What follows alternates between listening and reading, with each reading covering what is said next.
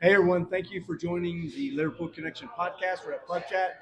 We're obviously back at BD Riley's after Liverpool beats Aston Villa 3-1. I'm here with the mates, Isla Man, Wee Glenn, Isla Scotland, Big Cheers. Jono. Cheers, mates. Hey, Yes. how good is it to be back in the Premier League, getting a victory at the beginning? Probably all out of sorts, but let's go through the lineups. First of all, I know you want to talk about lineups, and then we'll get into the game. We were just talking about we. I think it's pretty much what we expected, other than we weren't sure about Gomez, whether Gomez would play over Trent, with Trent being sick and whatnot. So it was no massive surprise, and I'm glad that he did. I'm glad he did go with the that midfield anyway, and particularly the first half. What about yourself, John? What were your thoughts? Yeah, exactly what we thought in the midfield, especially. And glad that Trent was, healthy enough to come back in. And that first half, I thought, we gave up the odd chance, no doubt, but we created lots, and I thought we pretty much bossed that first half. The chances they had looked dangerous, but a fair number of them were offside. And Ali looked comfortable with a few of them, so pretty happy. We talking about chances. Once again, we give up chances right at the beginning of the game, right after the kickoff. Like, we kind of joke they warm up for an hour before the game, and then kickoff starts, and the other team has a chance at the beginning. What is that, Glenn? I mean, as a coach, as a player, is that just lack of focus at the very beginning, or what? Oh, it seems to be. It seems to be quite a common thing with us, doesn't it? I know we haven't played for ages, but the amount of times that we start, and it's not even the first half, even the second half, we seem to start slow. Luckily, I'm probably not the best person to ask because I actually missed the first 2 minutes. Um, I was driving down, I was watching it, and someone called me. Who called me while the Reds were on? Unbelievable. But so I didn't see that. I actually just got it on just to see the Nunez one where when Mings had got injured. So it sounded like a lively couple of minutes, wasn't it? Start of the game. The whole game was lively though, wasn't it? It was back and forth. Being the first game back after the World Cup break. Going back to our last podcast, we did predict that midfield was going to be Fabinho, Thiago, and Henderson, and it was. That's a tested and true midfield, and lots of chances from both teams at the very beginning. It was an entertaining game, back and forth. Obviously, as a Liverpool fan, you don't want to see Aston Villa getting that many good chances, albeit some and a lot were offsides. But I think there's still some work to be done, guys. But Oxlade-Chamberlain, he got to start up front. And what did you guys think about him? Ox, I thought he was okay. First half especially. He definitely faded second half and was ready to be subbed. But I thought he played the position reasonably well. Can't remember too much that he created. I think there was one where he ran right through the middle when Nunez got it. He stood on the byline and almost like was looking for the cutback. And I swear it was Ox that was running into the box and about the penalty spot. And he just didn't play it to him. So I thought he could have had the goal there. He made a good late run.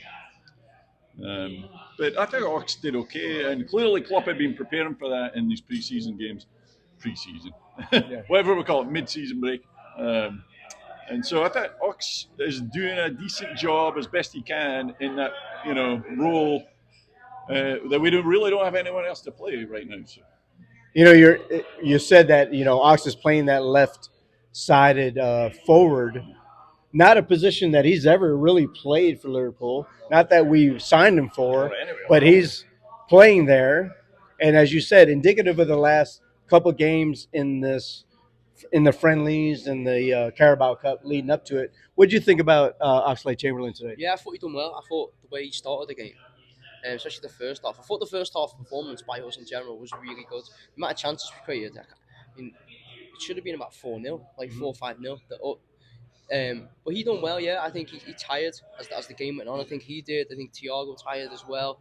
And the subs, I think the subs did help. The way that I don't want to go too far in the second half, but they did help. But no, he done well. And like, I don't know if I was speaking to you about it, John, actually, but he's got no he's out of contract in the summer. Sure. It's very, very, very unlikely that Oxlade-Chamberlain's going to stay at Liverpool, but he's going to need another club to go to. So this next 3 months or whatever, massive for him. So if he has a good end, the better he does, the more interest he's going to get from other teams as well. So it's a massive opportunity for him, and he's done all right today.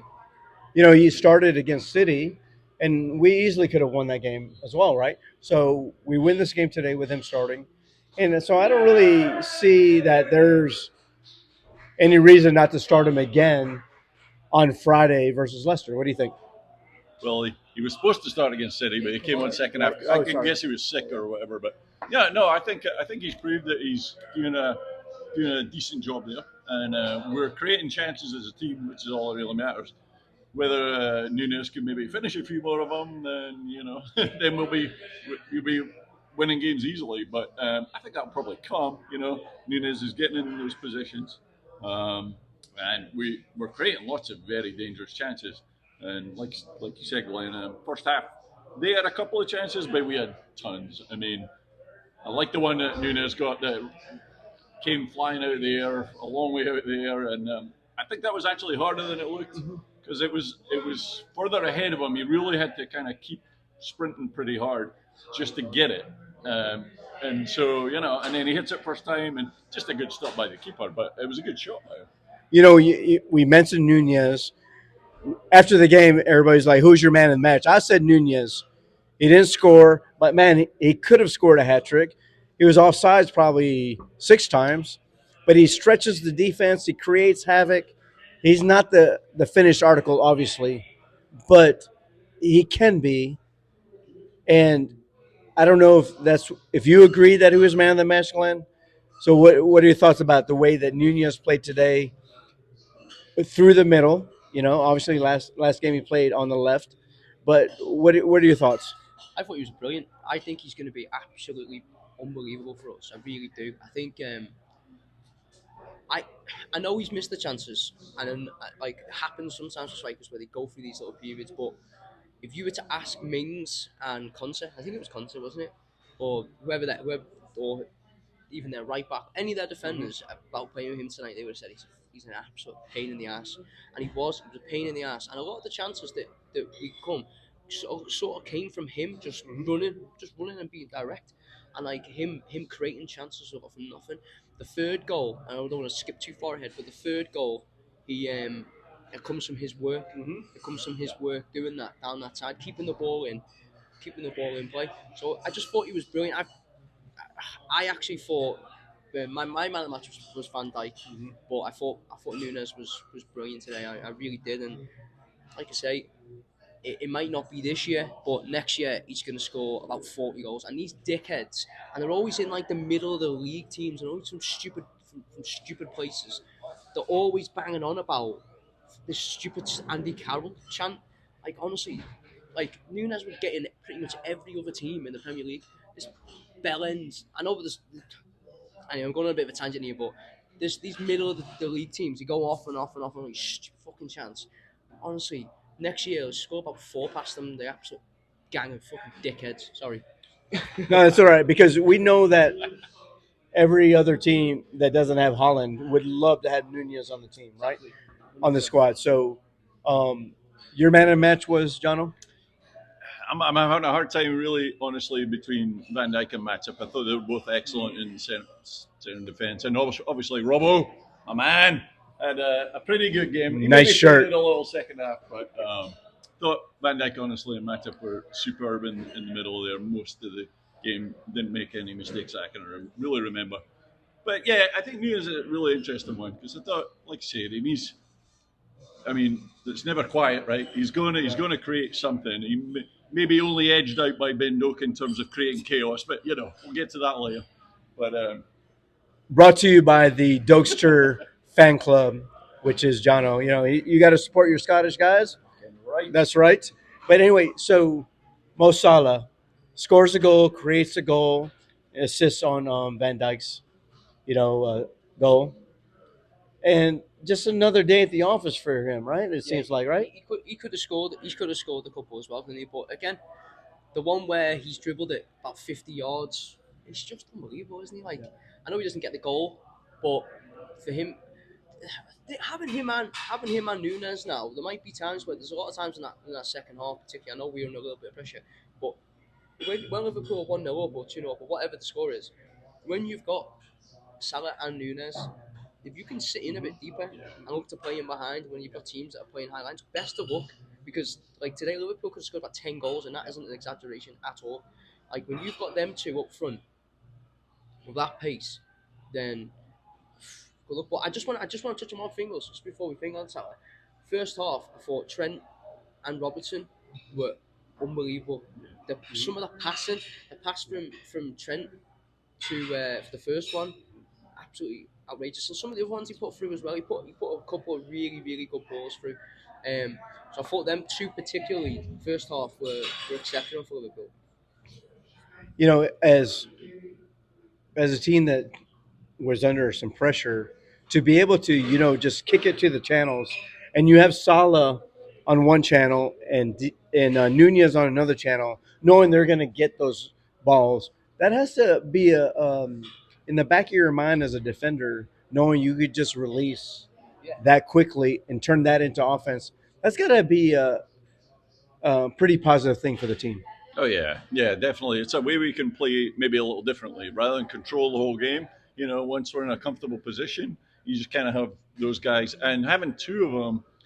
We've seen so many times Salah just breaking away by himself, but many times now we had Salah coming in behind Nunez, and Nunez has, to be fair, the best thing he's done, I think, since he's come in is his ability to find Salah in those breakaways, and he's actually done that better than putting the ball in by himself. So yeah, massively dangerous to have those two available in the field late in a game, just so that teams just don't know what I don't know what they do to handle that. It's weird to say because obviously Nunez being voted man of the match without scoring a goal.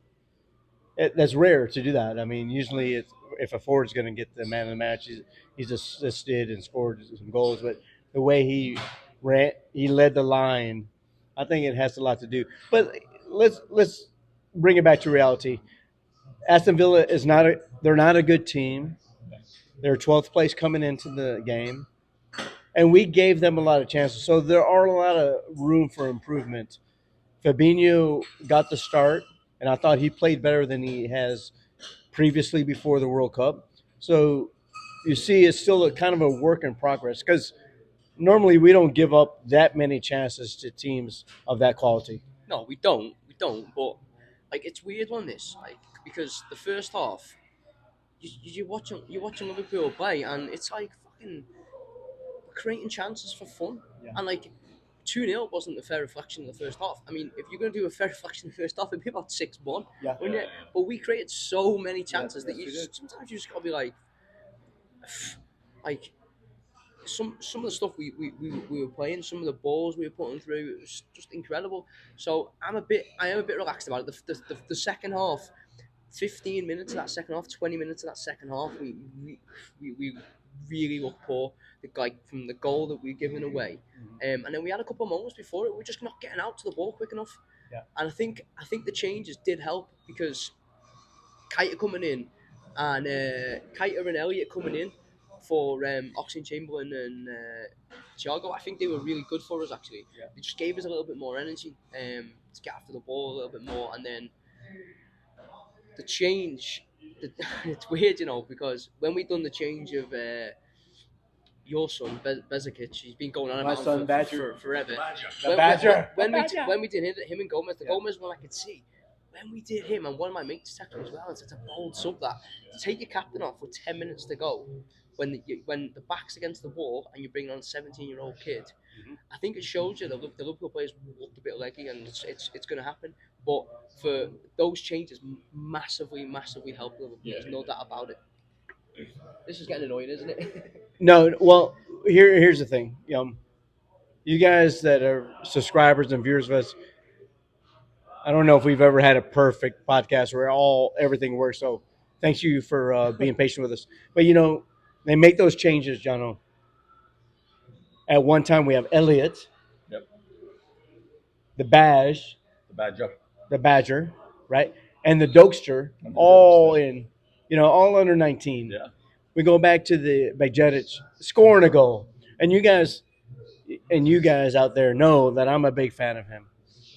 To come in, like you said, at that time in the game when it was 2-1, holding the lead, and he's coming in, and he scores a goal. Man, what a feeling that has to be to score a goal in the Great. Premier League. Yeah, And it was a great goal as well, wasn't it? Yeah. Because Yeah. how many kids or how many players in that position just hit that first time Yeah, and right. smash it and put over the bar or hit it right at the keeper?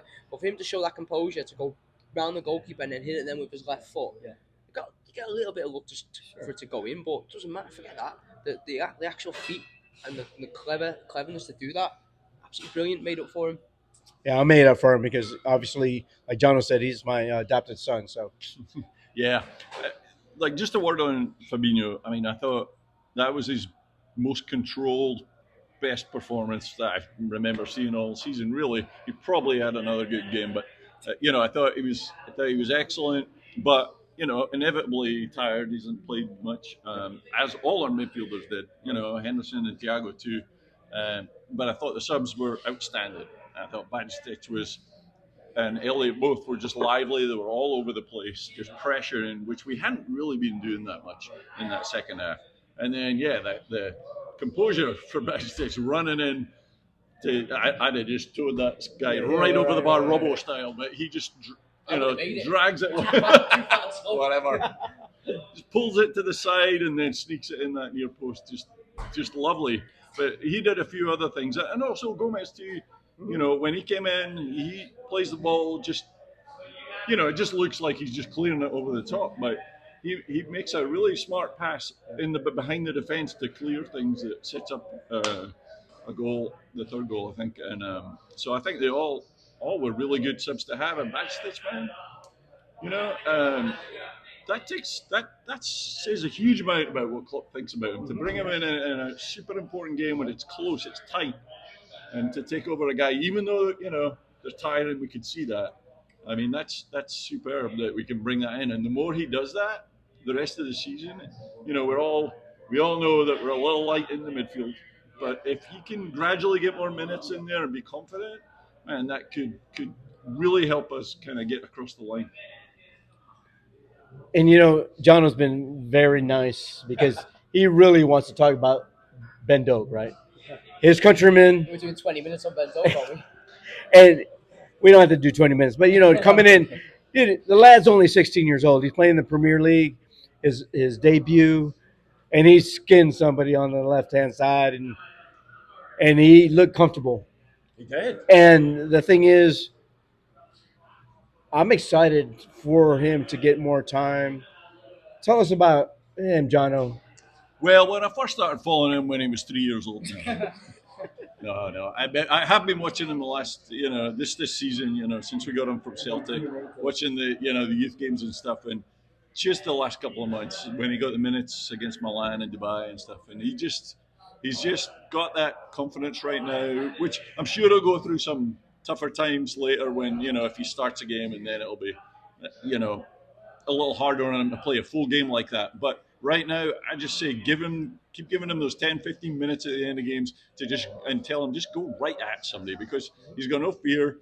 I think, to be fair, maybe a couple of times he could have played the ball, but I like the fact that he didn't just immediately play the ball in. I like the fact that he was looking for the best pass. And he didn't lose it most of those times. He kept the ball rotating and things like that. But one on one, he's just so exciting. Yo, I was going to say as well, like the thing for me was when that ball goes to him, when he skinned, it was Dinya, Lewis Dinya as well, which is even better. But the fact that Who grabbed his hamstring after? Fuck him, man. no, but the fact that I mean, how many players would have received that ball to their feet, received it, played it straight back? Yeah. But for him to have done that, like, Yeah. and then he had another one where I think he won later on in the game as well. For him to have the confidence to do that, and I think like one of the best things about us and like the way that we've been under Klopp is that we're so like, and this is why I don't want to just go and have loads and loads of money, like, and just spend it here and spend it there. Right. Like having young players come through, it's amazing.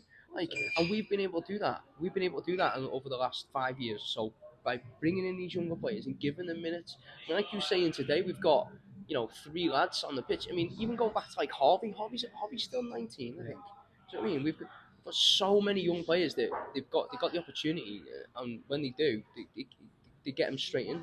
So really, I really liked him coming on, and hopefully we get to see a little bit more of him against Wolves as well. So And you got to remember, he's playing because another youngster, Kate Gordon, is hurt, Right.